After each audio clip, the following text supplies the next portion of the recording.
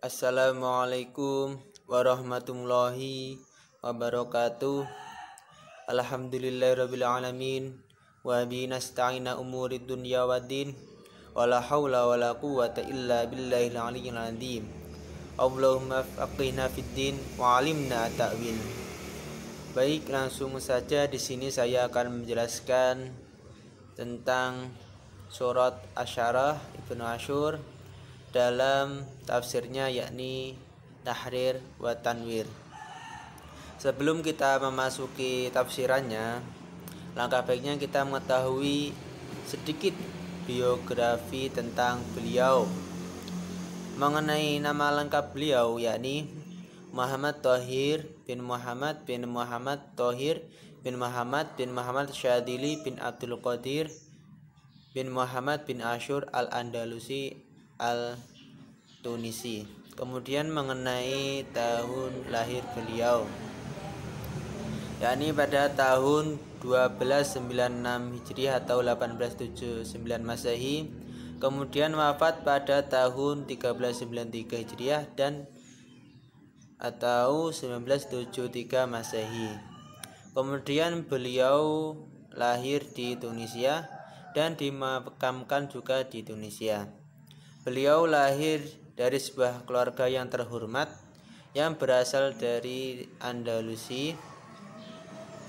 Keluarga Ibnu Asyur terkenal sebagai keluarga yang religius sekaligus pemikir, sehingga ini yang mendorong dia untuk haus akan ilmu.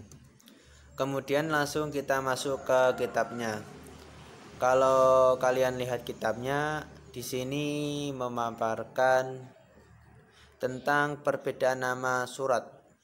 Jadi beliau sebelum menjelaskan tafsiran surat Asy-Syarah atau Al-Insyirah, beliau menjelaskan tentang perbedaan penamaan surat. Di sini beliau menjelaskan ada 4 penamaan, yakni yang pertama ada yang mengatakan Alam Nasroh, yang kedua Asy-Syarah, yang ketiga Alam Nasroh Laka Sadrak, kemudian yang keempat Al-Insyirah. Kemudian beliau juga mengatakan surat Al-Insyirah merupakan surat yang turun ke urutan 12 setelah surat Ad-Duha dan sebelum surat Al-Asyr. Nah, kita masuk ke dalam bahasan tafsirannya.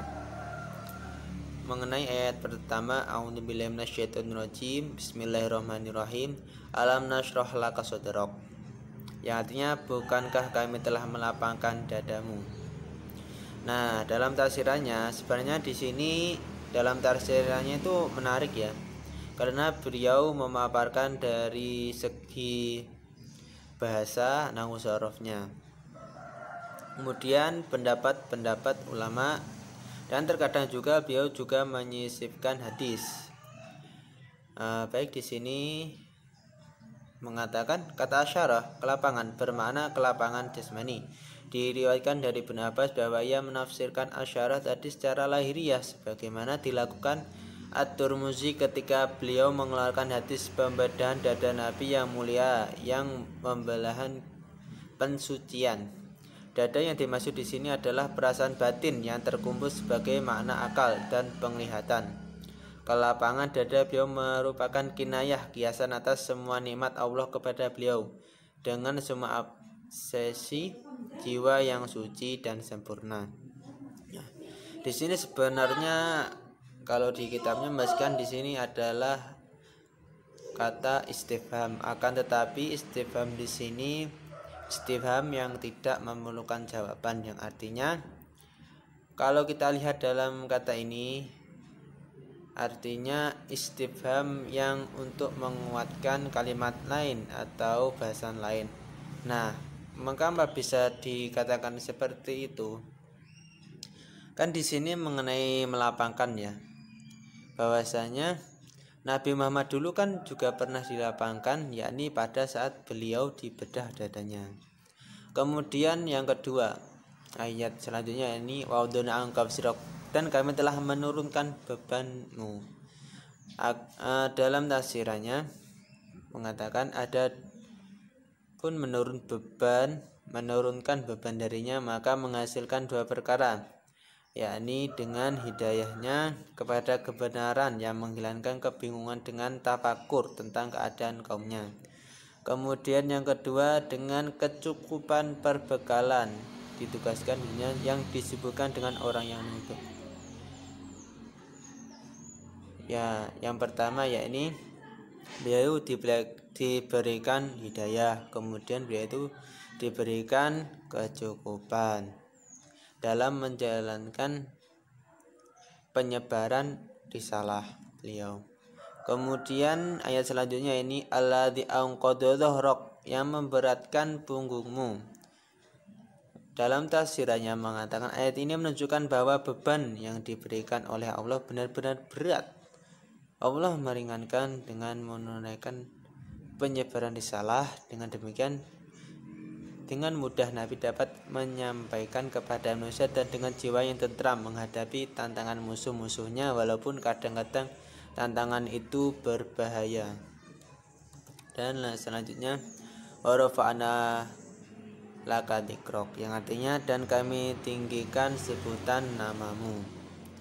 Nah, di sini sudah jelas ya bahwasanya ketika Allah menurunkan beban atau cobaan, jika kita bisa melewatinya maka Allah akan menjanjikan balasan, yakni Allah akan meninggikan derajat kita. Nah, lanjut kemudian ayat selanjutnya ini fa inna ma'al usri yusra, maka sesungguhnya bersama kesulitan itu ada kemudahan.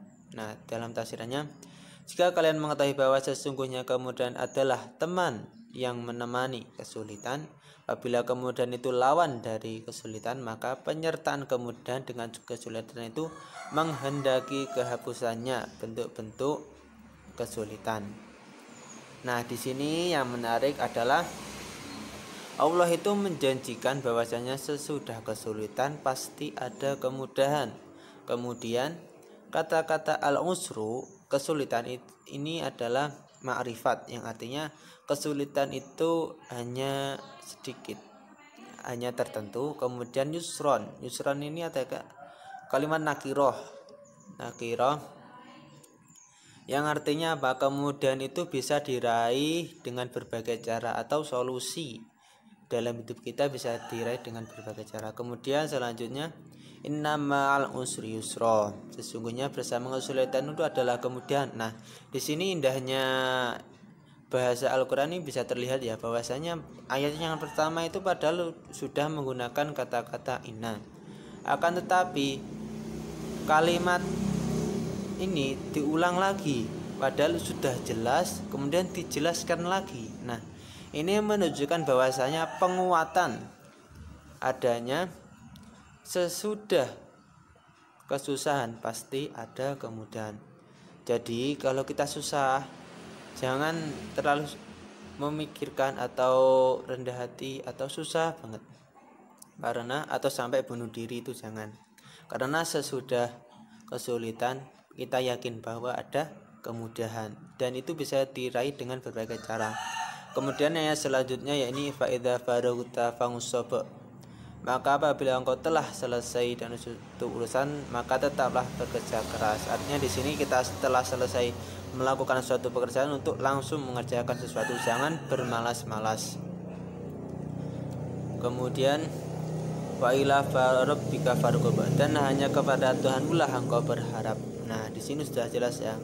Apabila kita sudah kesusahan, kemudian kita berusaha untuk bisa menyelesaikan.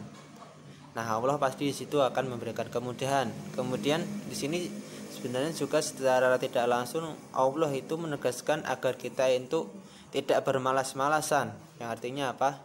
Ya, kalau kita sudah selesai melaksanakan sesuatu, ya kerjakanlah yang lain. Kemudian setelah kita bekerja, berusaha, kemudian nah ini yang terakhir, kita itu disuruh untuk berharap kepada Allah, yang artinya kita mempercayai diri kepada Allah atas semua yang telah kita kerjakan.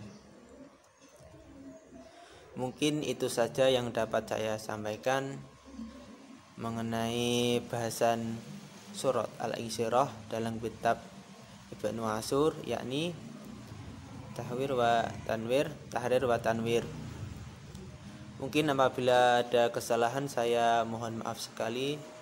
Astaghfirukum bihadzal qadar. Assalamualaikum warahmatullahi wabarakatuh.